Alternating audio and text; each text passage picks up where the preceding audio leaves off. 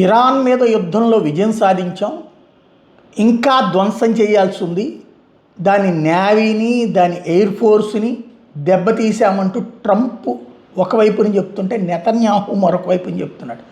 ఈ విధ్వంసం కొనసాగుతుంది, ఇరాన్ చేతిలో అణుశక్తి ఉండనియబోము. ఇస్లామిక్ శక్తులు అని చెప్పట్లేదు, ఇరాన్ చేతులు అని చెప్తున్నారు. అక్కడే తెలివైనటువంటి పని అనమాట.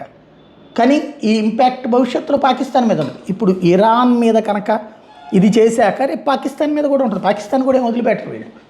ఇది ఫ్యూచర్లో. అమెరికా ఇప్పటిదాకా పాకిస్తాన్ని కాపు కాసుకొస్తుంది, కానీ ఇప్పుడు పాకిస్తాన్ వ్యవహార శైలి చూసిన తర్వాత రేపు పొద్దున అది కూడా రియాక్షన్ ఉంటుంది. ఇది ఒక ఆస్పెక్ట్.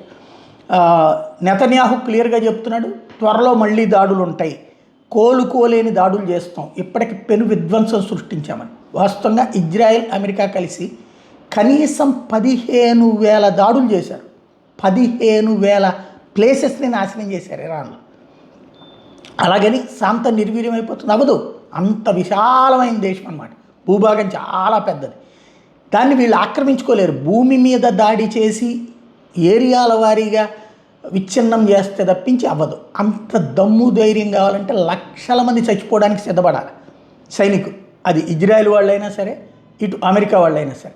అంతమందిని చంపడానికి, అంతమంది చచ్చిపోయినా యుద్ధం చేయడానికి నెతన్యాహు సిద్ధంగా ఉన్నా, ట్రంప్ సిద్ధంగా ఉన్నా.